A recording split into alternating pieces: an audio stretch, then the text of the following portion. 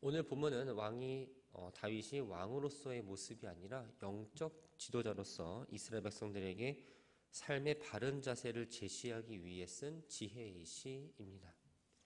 다윗은 악을 행하는 자들 때문에 불평하지 말고 불의를 행하는 자들을 시기하지 말라라는 권면으로 오늘의 시를 시작하고 있습니다.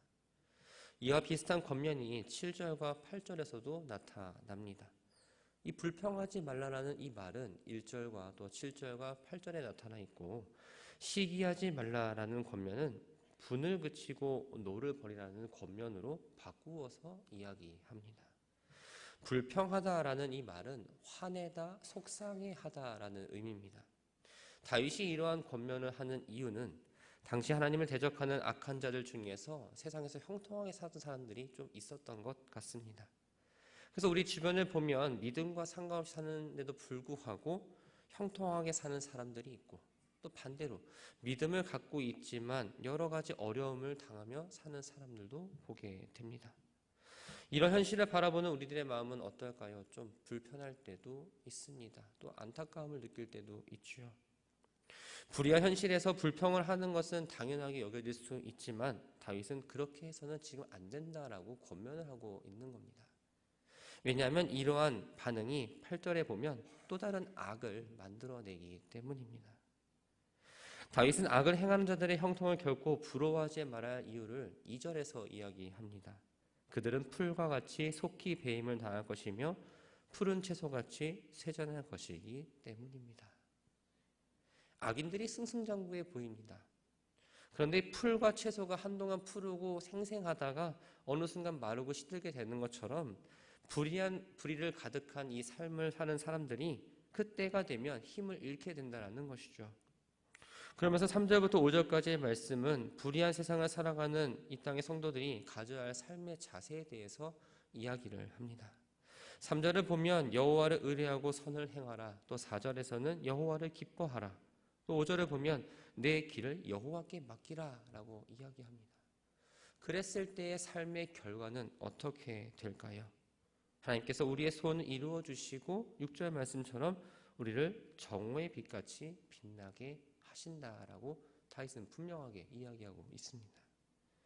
이 모든 일들은 내가 가지고 있는 능력이나 어떤 생각으로 이루어지는 것이 아니라 하나님께 온전히 맡길 때에 이루신다라는 확신이 다윗에게는 있었던 겁니다.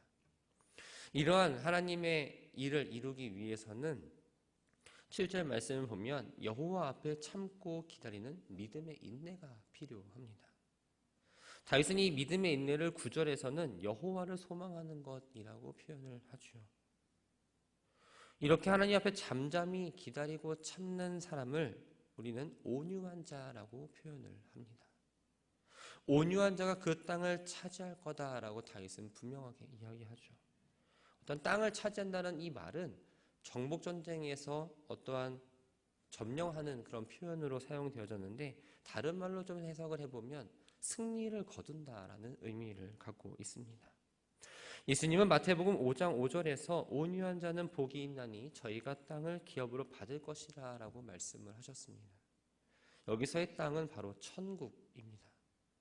온유한 자가 천국을 차지하게 되는 것처럼 하나님께 모든 걸 맡기고 참고 기다리는 사람, 또 악인들의 핍박과 고난을 참으며 인내하는 사람들에게는 하나님의 최후 승리자가 되게 해주신다는 말이 바로 오늘의 말씀입니다. 악인의 형통을 부러워하지 말라고 권면한 다윗은 이제 인생의 두 갈래의 길을 이야기합니다. 악인은 의인을 공격하고 또 가난하고 궁핍한 자를 핍박하면서 행위가 정직한 자를 죽이려 합니다. 12절 말씀을 보면 악인이 의인 치기를 꾀하고 그를 향하여 그의 일을 가는도다 라고 표현하고 있습니다. 의인 치기를 꾀한다라는 말은 쉽게 말씀드리면 음모를 꾸민다입니다. 일을 간다는 건 분노를 참지 못하고 그 행동을 표출하는 모습을 말을 하죠. 악인은 자신의 욕심을 의인을 시기하고 또 질투함으로써 의인을 향해서 미워하고 또 그에 대해서 분노한다라는 겁니다. 대표적으로 보면 우리가 사울을 생각할 수 있습니다. 사울은 다윗이 골리앗을 무찔렀을 때에, 또한 다윗이 그램으로 인해서 이스라엘을 승리하게 했을 때에 돌아오게 됩니다. 그때 이스라엘 여인들이 이렇게 화답을 하죠. 사울이 죽인 자는 천천히요 다윗은 만만히로다. 이 노래는 사울의 심기를 건드리고 말았습니다. 사울은 다윗이 왕인 뒤 자신에 비해서 백성들이 더 칭송받는 것에 대한 어떠한 그 마음을 매우 불쾌하게 여겼던 겁니다. 그리고 그 마음 속에 자칫 자신의 왕권을 다윗에게서 뺏길 수 있다는 그런 마음도 있었습니다. 그러다 보니 다윗을 경계하게 되고 또 시기하게 되고 그 마음 가운데 다윗을 볼 때마다 증오심이 생기면서 결국 그 다윗을 죽이고자 했던 거죠. 다윗을 향한 사울의 이유 없는 분노는 다윗을 괴롭게 했을 뿐만 아니라 자기 자신을 망하게 하는 원인이 되기도 했습니다. 다윗은 이러한 경우를 보면서 의인을 향한 악인의 분노가 얼마나 큰 해악인지를 잘 알았던 겁니다. 14절과 15절에 보면 악인이 칼을 빼고 활을 당겨 가난하고 궁핍한 자들을 엎드려 때리고 행위가 정직한 자를 죽이고자 하나 그들의 칼은 오히려 그들의 양심을 찌르고 그들의 활은 부러지리로다 라고 고백을 할 수 있었던 겁니다. 다윗은 16절에서 의인의 소유가 적어도 악인의 풍부함보다 낫다라고 이야기합니다. 그 이유는 17절 말씀을 보면 악인의 팔은 부러지나 의인은 여호와께서 붙드시기 때문이라는 거죠. 악인은 자기가 가진 것이 하나님이 됩니다. 그래서 그것을 의지할 수밖에 없습니다. 하나님의 심판에서 악인들이 가지고 있는 것들은 사실 어떤 그 악인을 보호해 줄 수는 없는 거죠. 다윗은 이를 팔이 부러진 것이라 지금 표현을 하고 있습니다. 그러나 의인은 가진 것은 작지만 하나님을 의지하기 때문에 하나님이 나를 도우시고 그래서 그 도우심을 받는 사람입니다. 위기 가운데 있지만 하나님의 도우심으로 망하지 않고 하나님의 심판 때에 보호를 받기 때문에 의인인 적은 소유가 있으나 악인 소유보다 낫다라고 지금 이야기를 하는 겁니다. 의인은 하나님의 보호 아래 사는 사람입니다. 그래서 그들의 소유는 영원하며 환난 날에도 또 기근의 날에도 부족하거나 수치를 당하지 않습니다. 21절은 악인과 의인이 얼마나 다른 존재인지를 이렇게 표현합니다. 악인은 꾸고 갚지 아니하나 의인은 은혜를 베풀고 주는도다. 악인들은 빼앗고 죽이고 갚지 않는 사람들이지만 의인은 베푸는 사람, 자비의 사람이라는 거죠. 다윗은 9절에 이어서 다시 한번 의인이 이 땅을 차지할 거다라고 이야기를 합니다. 그리고 23절, 24절을 보면 여호와께서 사람의 길을 정하시고 그의 길을 기뻐하시나니 그는 넘어지나 아주 엎드러지지 아니함은 여호와께서 그의 손으로 붙드심이로다라고 이야기합니다. 여기서 사람은 의인을 말합니다. 그리고 걸음은 성도들의 삶의 과정을 이야기합니다. 하나님께서 사람의 길을 정하셨다는 이 말은 하나님께서 성도들의 삶의 전 과정을 정하여 두셨다라는 의미입니다. 다윗은 그는 넘어진다라고 이야기했습니다. 의인도 시련을 겪는다라는 겁니다. 그러나 하나님께서 붙드시기 때문에 다시 일어날 수 있습니다. 다윗은 하나님이 백성이 항상 흔쾌히 베풀어 주시는 자임을 말하면서 이러한 행위로 의인들의 자손들에까지도 하나님의 은혜가 넘침을 지금 이야기하고 있습니다. 그러면서 주의 백성에게 악에서 떠나 선을 행하라고 권면을 합니다. 27절에서 악을 떠나 선을 행하라 라고 지금 이야기합니다. 근데 이 명령은 3절에서 여호와를 의뢰하고 선을 행하라는 명령을 생각나게 합니다. 그래서 이 말을 좀 연결해 보면 여호와를 신뢰하지 않는 것이 바로 악이며 하나님의 명령하는 선을 행하지 않는 게 악이다라고 이야기할 수 있습니다. 그래서 28절을 보면 여호와께서 정의를 사랑하시고 그의 성도를 버리지 아니하심이로다. 그들은 영원히 보호를 받으나 악인의 자손은 끊어지리로다라고 말을 합니다. 성도는 악인의 자손과 대비를 지금 이루고 있습니다. 의인들은 하나님의 보호와 은혜 아래 영원히 보존되지만 이 악인의 자손들은 끊어지게 된다라는 거죠. 여기서 의인은 의인뿐만 아니라 의인의 자손까지도 이야기합니다. 이들은 함께 의인으로 말할 수 있었던 건 다 같이 하나님의 은혜를 지금 입고 있기 때문입니다. 반면에 악인과 악인의 자손은 따로 이야기합니다. 악인은 지금 우리가 봤을 때 비록 이 땅에서 풍요를 누리고 잘 사는 것 같지만 그 악인의 자손까지는 그 복을 누리지 못한다라는 겁니다. 하나님의 복과 하나님의 보호를 누리는 의인은 어떤 사람일까요? 30절 말씀을 보면 의인의 입은 지혜로우며 그의 혀는 정의를 말한다라고 얘기합니다. 의인은 지혜롭고 정직한 말을 하는 사람입니다.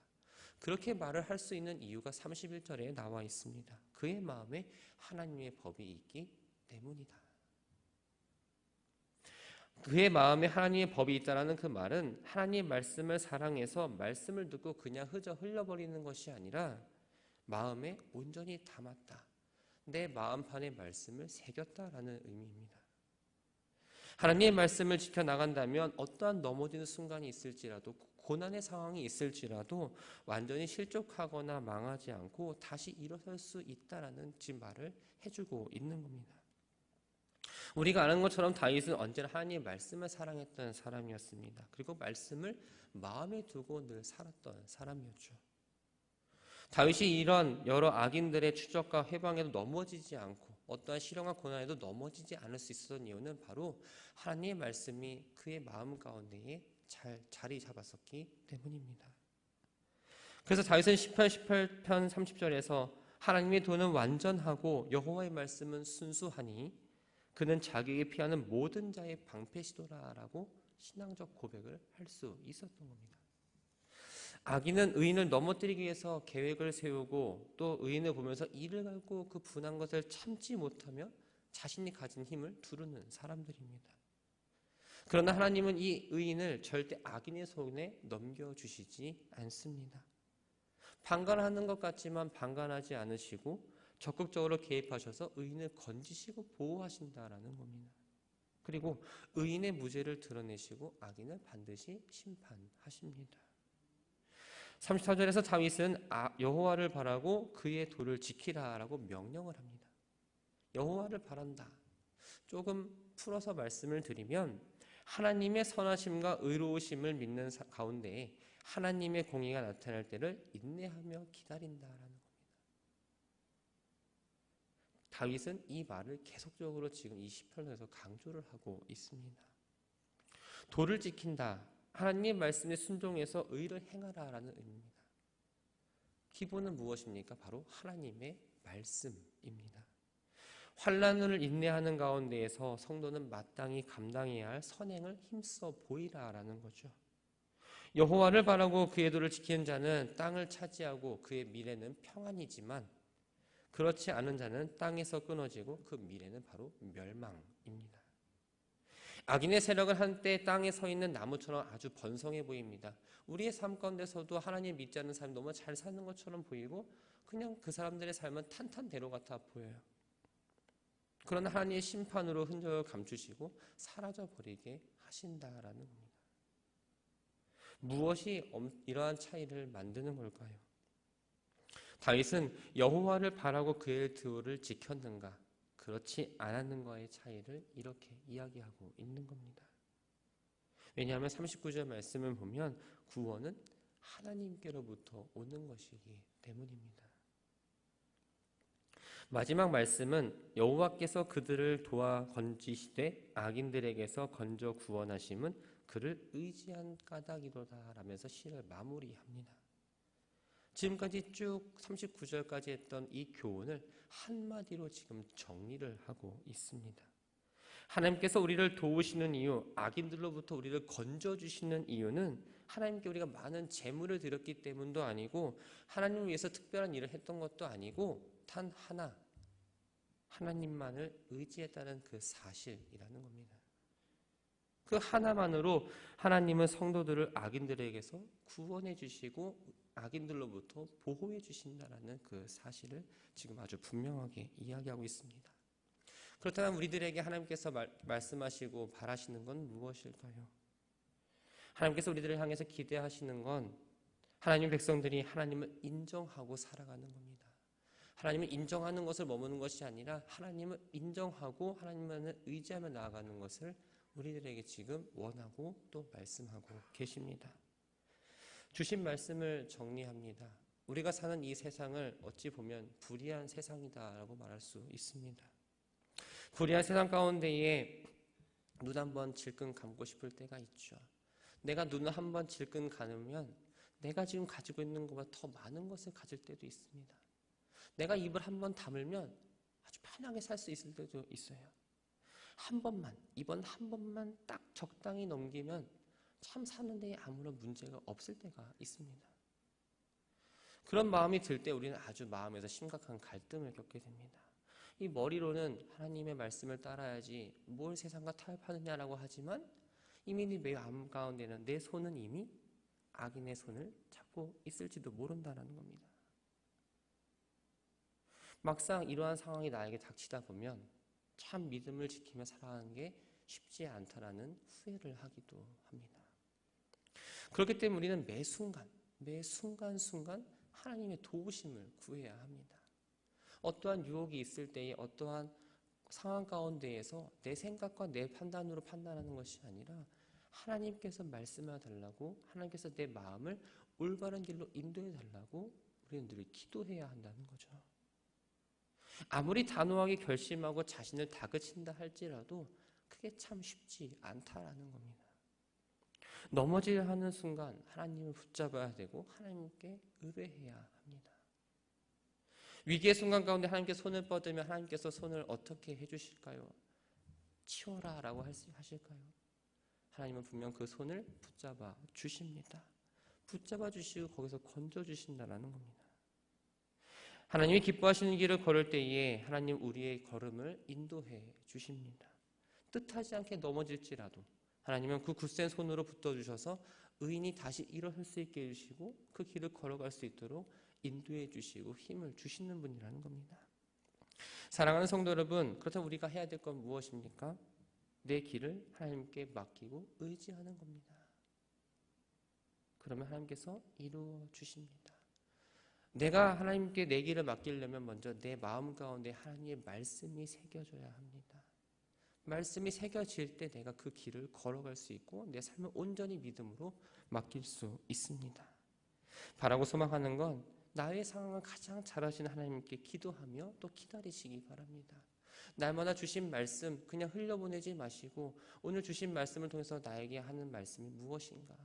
이 말씀이 오늘 당장 적용되진 않겠지만 쌓이다 보면 우리의 삶 가운데서 자연스럽게 하나님의 말씀으로 인도함을 느낄 수 있습니다. 내 삶을 하나님께 맡길 때에 우리는 기쁨을 얻게 됩니다.